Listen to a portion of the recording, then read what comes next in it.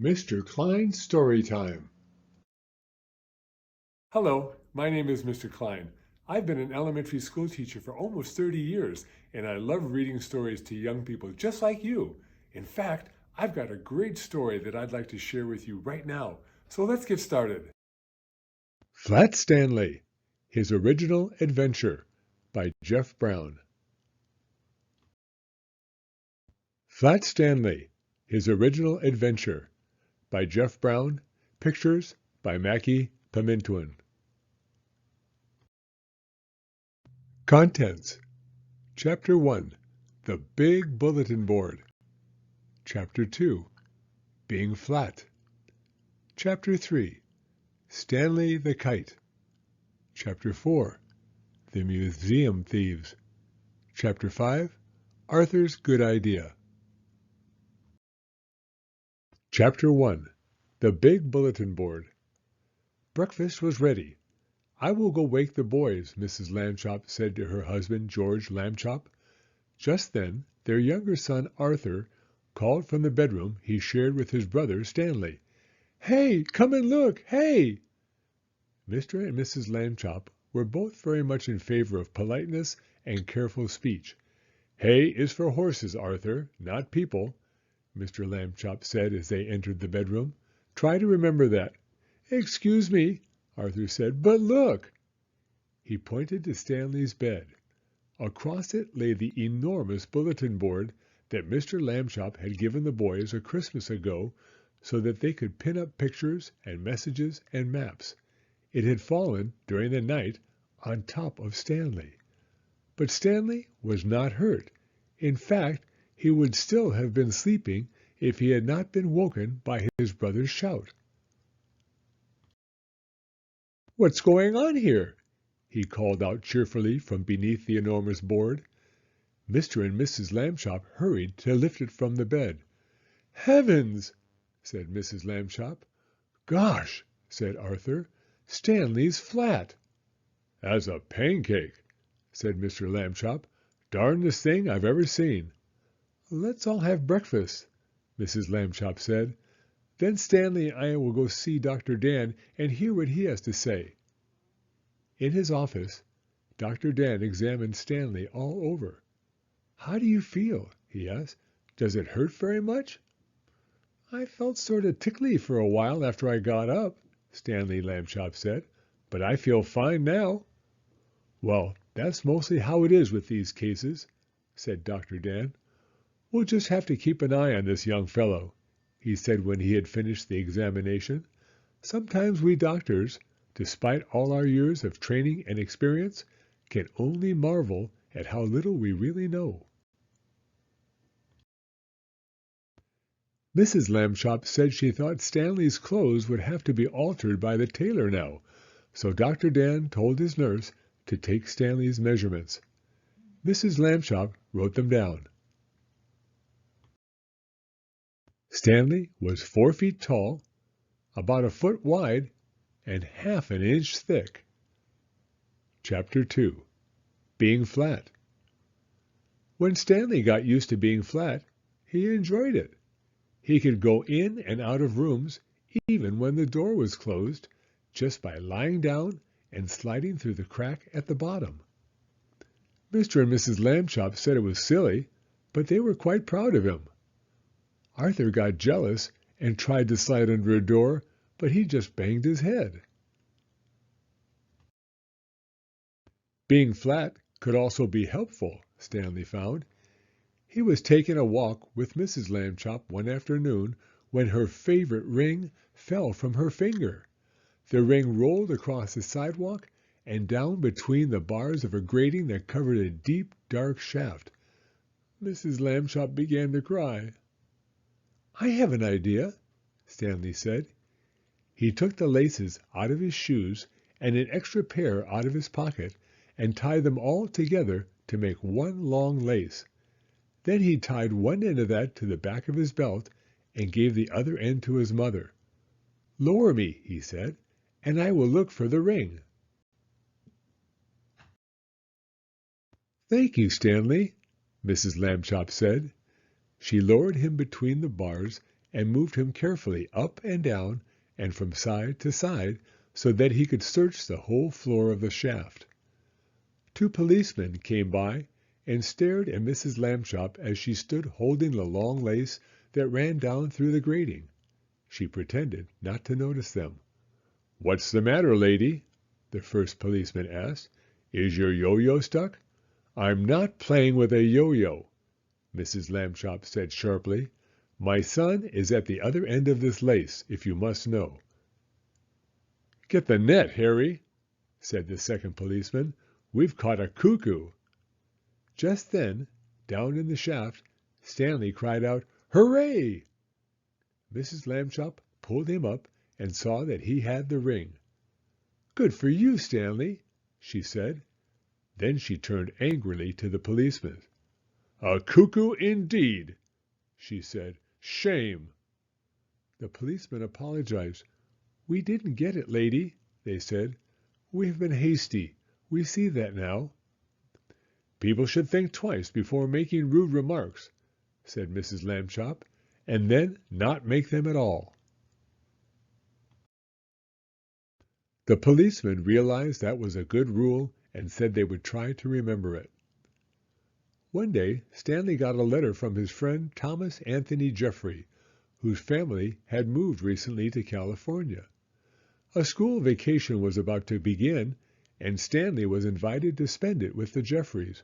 "Oh, boy," Stanley said, "I would love to go." Mr. Lambchop sighed. "A round-trip train or airplane ticket to California is very expensive," he said. "I will have to think of some cheaper way." When Mr. Lambchop came home from the office that evening, he brought with him an enormous brown paper envelope. "Now then, Stanley," he said, "try this for size." The envelope fit Stanley very well. There was even room left over, Mrs. Lambchop discovered, for an egg salad sandwich made with thin bread and a toothbrush case filled with milk. They had to put a great many stamps on the envelope to pay for both airmail and insurance, but it was still much less expensive than a train or airplane ticket to California. The next day, Mr. and Mrs. Lambchop slid Stanley into his envelope, along with the egg salad sandwich and the toothbrush case full of milk, and mailed him from the box on the corner. The envelope had to be folded to fit through the slot, but Stanley was a limber boy, and inside the box he straightened right up again. Mrs. Lambchop was nervous because Stanley had never been away from home alone before. She rapped on the box. "Can you hear me, dear?" she called. "Are you all right?" Stanley's voice came quite clearly. "I'm fine. Can I eat my sandwich now?" "Wait an hour, and try not to get overheated, dear," Mrs. Lambchop said. Then she and Mr. Lambchop cried out, "Goodbye, goodbye," and went home. Stanley had a fine time in California. When the visit was over, the Jeffreys returned him in a beautiful white envelope they had made themselves. It had red and blue markings to show that it was airmail, and Thomas Jeffrey had lettered it "Valuable" and "Fragile" and "This End Up" on both sides. Back home, Stanley told his family that he had been handled so carefully he never felt a single bump. Mr. Lambchop said it proved that jet planes were wonderful, and so was the Postal Service, and that this was a great age in which to live. Stanley thought so too. Chapter 3. Stanley the Kite. Mr. Lambchop had always liked to take the boys out with him on Sunday afternoons to a museum or roller skating in the park, but it was difficult when they were crossing streets or moving about in crowds. Stanley and Arthur would often be jostled from his side, and Mr. Lambchop worried about speeding taxis or that hurrying people might accidentally knock them down. It was easier after Stanley got flat. Mr. Lambchop discovered that he could roll Stanley up without hurting him at all. He would tie a piece of string around Stanley to keep him from unrolling, and make a little loop in the string for himself. It was as simple as carrying a parcel, and he could hold on to Arthur with the other hand. Stanley did not mind being carried because he had never much liked to walk. Arthur didn't like to walk either, but he had to. It made him mad. One Sunday afternoon, in the street, they met Ralph Jones, an old college friend of Mr. Lambchop's. "Well, George, I see you have bought some wallpaper," Mr. Jones said. "Going to decorate your house, I suppose?" "Wallpaper?" said Mr. Lambchop. "Oh, no, this is my son Stanley." He undid the string, and Stanley unrolled. "How do you do?" Stanley said. "Nice to meet you, young feller," the man said. "George," he said to Mr. Lambchop, "that boy is flat." "Smart, too," Mr. Lambchop said. "Stanley is third from the top in his class at school." "Phooey," said Arthur. "This is my younger son, Arthur," Mr. Lambchop said, "and he will apologize for his rudeness." Arthur could only blush and apologize. Mr. Lambchop rolled Stanley up again, and they set out for home. It rained quite hard while they were on the way. Stanley, of course, hardly got wet at all, just around the edges, but Arthur got soaked. Late that night, Mr. and Mrs. Lambchop heard a noise out in the living room. They found Arthur lying on the floor near the bookcase. He had piled a great many volumes of the Encyclopedia Britannica on top of himself. "Put some more on me," Arthur said when he saw them. "Don't just stand there. Help me." Mr. and Mrs. Lambchop sent him back to bed, but the next morning they spoke to Stanley. "Arthur can't help being jealous," they said. "Be nice to him. You're his big brother, after all." The next day, Sunday, Stanley and Arthur went to the park by themselves. The day was sunny, but windy too, and many older boys were flying beautiful, enormous kites with long tails made in all the colors of the rainbow. Arthur sighed. "Some day," he said, "I will have a big kite, and I will win a kite-flying contest and be famous like everyone else. Nobody knows who I am these days." Stanley remembered what his parents had said. He went to a boy whose kite was broken and borrowed a large spool of string. "You can fly me, Arthur," he said. "Come on." He attached the string to himself and gave Arthur the spool to hold. He ran lightly across the grass, sideways to get up speed, and then he turned to meet the breeze. Up, up, up went Stanley, being a kite. He knew just how to manage on the gusts of wind. He faced full into the wind if he wanted to rise, and let it take him from behind when he wanted speed. He had only to turn his thin edge to the wind carefully, a little at a time, so that it did not hold him, and then he would slip gracefully down toward the earth again. Arthur let out all the string, and Stanley soared high above the trees, a beautiful sight in his red shirt and blue trousers against the pale blue sky. Everyone in the park stood still to watch. Stanley swooped right and then left in long matched swoops. He held his arms by his sides and zoomed at the ground like a rocket and curved up again toward the sun. He side-slipped and circled and made figure-eights and crosses and a star. Nobody has ever flown the way Stanley Lambchop flew that day. Probably no one ever will again. After a while, of course, people grew tired of watching, and Arthur got tired of running about with the empty spool. Stanley went right on, though, showing off. 3 boys came up to Arthur and invited him to join them for a hot dog and some soda pop. Arthur left the spool wedged in the fork of a tree. He did not notice, while he was eating the hot dog, that the wind was blowing the string and tangling it about the tree. The string got shorter and shorter, but Stanley did not realize how low he was until leaves brushed his feet, and then it was too late. He got stuck in the branches. 15 minutes passed before Arthur and the other boys heard his cries and climbed up to set him free.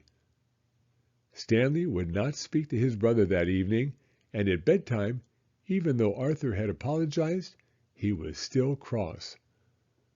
Alone with Mr. Lambchop in the living room, Mrs. Lambchop sighed and shook her head.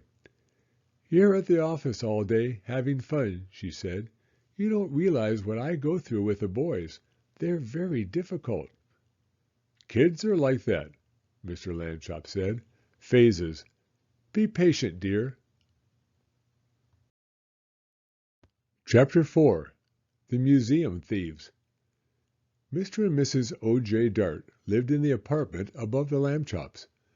Mr. Dart was an important man, the director of the famous Museum of Art downtown in the city.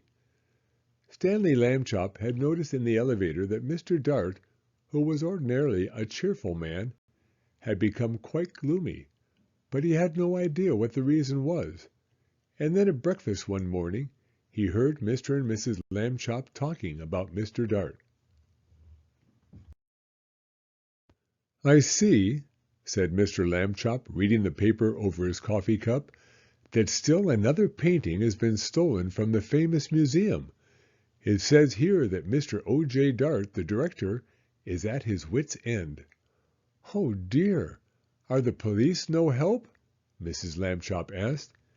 "It seems not," said Mr. Lambchop. "Listen to what the chief of police told the newspaper. We suspect a gang of sneak thieves. These are the worst kind. They work by sneakery, which makes them very difficult to catch. However, my men and I will keep trying. Meanwhile, I hope people will buy tickets for the policeman's ball and not park their cars where signs say don't." The next morning, Stanley Lambchop heard Mr. Dart talking to his wife in the elevator. "These sneak thieves work at night," Mr. Dart said. "It is very hard for our guards to stay awake when they have been on duty all day. And the famous museum is so big, we cannot guard every picture at the same time. I fear it is hopeless, hopeless, hopeless." Suddenly, as if an electric light bulb had lit up in the air above his head, giving out little shooting lines of excitement, Stanley Lambchop had an idea. He told it to Mr. Dart. "Stanley," Mr. Dart said, "if your mother will give her permission, I will put you and your plan to work this very night." Mrs. Lambchop gave her permission. "But you will have to take a long nap this afternoon," she said. "I won't have you up till all hours unless you do." That evening, after a long nap, Stanley went with Mr. Dart to the famous museum. Mr. Dart took him into the main hall where the biggest and most important paintings were hung. He pointed to a huge painting that showed a bearded man wearing a floppy velvet hat, playing a violin for a lady who lay on a couch. There was a half-man, half-horse person standing behind them, and 3 fat children with wings were flying around above. That, Mr. Dart explained, was the most expensive painting in the world. There was an empty picture frame on the opposite wall. We shall hear more about that later on. Mr. Dart took Stanley into his office and said, "It is time for you to put on a disguise." "I already thought of that," Stanley Lambchop said, "and I brought one, my cowboy suit. It has a red bandana that I can tie over my face. Nobody will recognize me in a million years." "No," Mr. Dart said, "you will have to wear the disguise I have chosen." From a closet he took a white dress with a blue sash, a pair of shiny little pointed shoes, a wide straw hat with a blue band that matched the sash, and a wig and a stick. The wig was made of blonde hair, long, and done in ringlets. The stick was curved at the top, and it, too, had a blue ribbon on it. "In this shepherdess disguise," Mr. Dart said, "you will look like a painting that belongs in the main hall. We do not have cowboy pictures in the main hall." Stanley was so disgusted he could hardly speak. "I will look like a girl. That's what I will look like," he said. "I wish I had never had my idea." But he was a good sport, so he put on the disguise. Back in the main hall, Mr. Dart helped Stanley climb up into the empty picture frame. Stanley was able to stay in place because Mr. Dart had cleverly put 4 small spikes in the wall, one for each hand and foot. The frame was a perfect fit. Against the wall, Stanley looked just like a picture. "Except for one thing," Mr. Dart said. "Shepherdesses are supposed to look happy. They smile at their sheep and at the sky. You look fierce, not happy, Stanley." Stanley tried hard to get a far-away look in his eyes and even to smile a little bit. Mr. Dart stood back a few feet and stared at him for a moment. "Well," he said, "it may not be art, but I know what I like." He went off to make sure that certain other parts of Stanley's plan were taken care of, and Stanley was left alone. It was very dark in the main hall. A little bit of moonlight came through the windows, and Stanley could just make out the world's most expensive painting on the opposite wall. He felt as though the bearded man with the violin and the lady on the couch and the half-horse person and the winged children were all waiting, as he was, for something to happen. Time passed, and he got tireder and tireder. Anyone would be tired this late at night, especially if he had to stand in a picture frame balancing on little spikes. "Maybe they won't come," Stanley thought. "Maybe the sneak thieves won't come at all." The moon went behind a cloud, and then the main hall was pitch dark. It seemed to get quieter, too, with the darkness. There was absolutely no sound at all. Stanley felt the hair on the back of his neck prickle beneath the golden curls of the wig. Creak! The creaking sound came from right out in the middle of the main hall, and even as he heard it, Stanley saw, in the same place, a tiny yellow glow of light. The creaking came again, and the glow got bigger. A trap door had opened in the floor, and 2 men came up through it into the hall.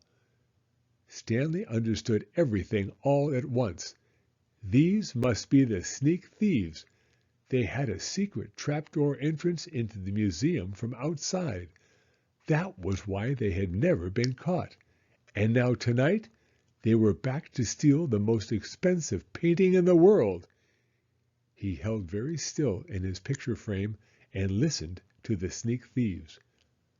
"This is it, Max," said the first one. "This is where we art robbers pull a sensational job whilst the civilized community sleeps." "Right, Luther," said the other man. "In all this great city, there is no one to suspect us." "Ha ha," thought Stanley Lambchop. "That's what you think." The sneak thieves put down their lantern and took the world's most expensive painting off the wall. "What would we do to anyone who tried to capture us, Max?" the first man asked. "We would grab him. What else?" his friend replied. That was enough to frighten Stanley, and he was even more frightened when Luther came over and stared at him. "This sheep girl," Luther said. "I thought sheep girls were supposed to smile, Max. This one looks scared."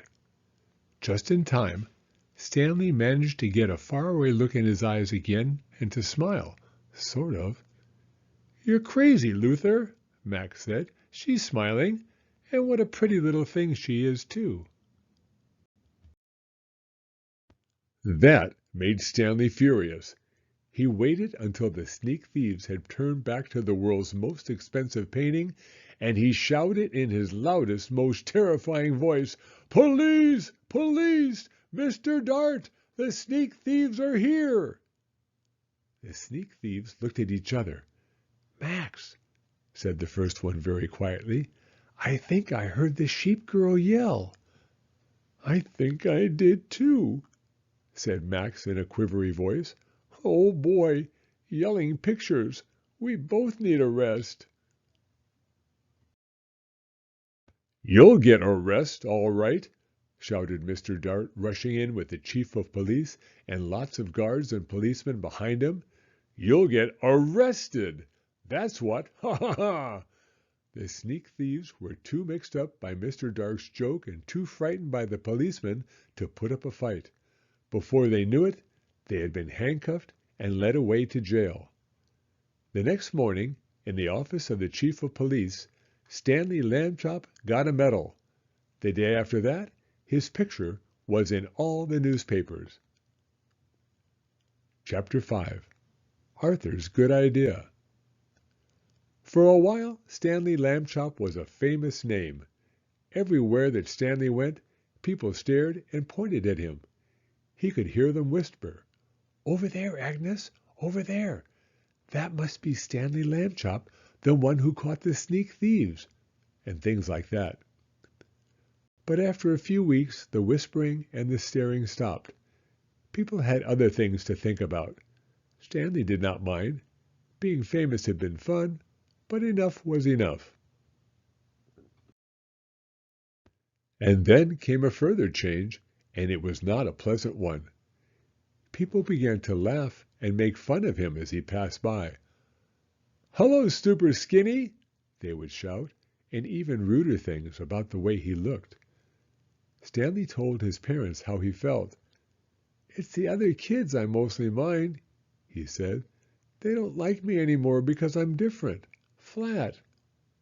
"Shame on them," Mrs. Lambchop said. "It is wrong to dislike people for their shapes, or their religion for that matter, or the color of their skin." "I know," Stanley said. "Only maybe it's impossible for everybody to like everybody." "Perhaps," said Mrs. Lambchop, "but they can try." Later that night, Arthur Lambchop was woken by the sound of crying. In the darkness, he crept across the room and knelt by Stanley's bed. "Are you okay?" he said. "Go away," Stanley said. "Don't be mad at me," Arthur said. "You're still mad because I let you get tangled the day you were my kite, I guess." "Skip it, will you?" Stanley said.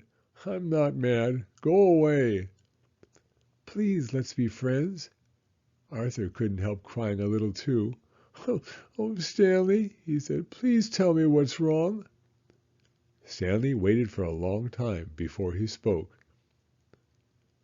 "The thing is," he said, "I'm just not happy anymore. I'm tired of being flat. I want to be a regular shape again, like other people, but I'll have to go on being flat forever. It makes me sick." "Oh, Stanley," Arthur said.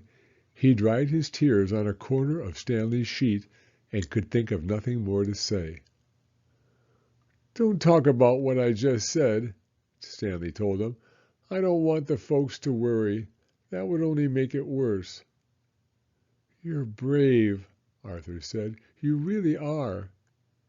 He took hold of Stanley's hand. The two brothers sat together in the darkness, being friends. They were both still sad, but each one felt a little better than he had before. And then suddenly, though he was not even trying to think, Arthur had an idea. He jumped up and turned on the light and ran to the big storage box where toys and things were kept. He began to rummage in the box. Stanley sat up in bed to watch. Arthur flung aside a football and some lead soldiers and airplane models and lots of wooden blocks, and then he said, "Aha!" He had found what he wanted, an old bicycle pump. He held it up, and Stanley and he looked at each other. "Okay," Stanley said at last, "but take it easy." He put the end of the long pump hose in his mouth and clamped his lips tightly about it so that no air could escape. "I'll go slowly," Arthur said. "If it hurts or anything, wiggle your hand at me." He began to pump. At first, nothing happened except that Stanley's cheeks bulged a bit. Arthur watched his hand, but there was no wiggle signal, so he pumped on. Then, suddenly, Stanley's top half began to swell. "It's working! It's working!" shouted Arthur, pumping away. Stanley spread his arms so that the air could get around inside him more easily. He got bigger and bigger. The buttons of his pajama top burst off. Pop, pop, pop! A moment more, and he was all rounded out, head and body, arms and legs. But not his right foot. That foot stayed flat. Arthur stopped pumping. "It's like trying to do the very last bit of those long balloons," he said. "Maybe a shake would help." Stanley shook his right foot twice, and with a little whooshing sound, it swelled out to match the left one. There stood Stanley Lambchop as he used to be, as if he had never been flat at all. "Thank you, Arthur," Stanley said. "Thank you very much." The brothers were shaking hands when Mr. Lambchop strode into the room with Mrs. Lambchop right behind him. "We heard you," said Mr. Lambchop. "Up and talking when you ought to be asleep, eh? Shame on—" "George," said Mrs. Lambchop, "Stanley is round again." "You're right," said Mr. Lambchop, noticing. "Good for you, Stanley." "I'm the one who did it," Arthur said. "I blew him up." Everyone was terribly excited and happy, of course. Mrs. Lambchop made hot chocolate to celebrate the occasion, and several toasts were drunk to Arthur for his cleverness. When the little party was over, Mr. and Mrs. Lambchop tucked the boys back into their beds and kissed them, and then they turned out the light. "Good night," they said. "Good night," said Stanley and Arthur. It had been a long and tiring day. Very soon all the Lambchops were asleep. The end. Thank you for coming to Storytime. If you like this video, please give it a thumbs up.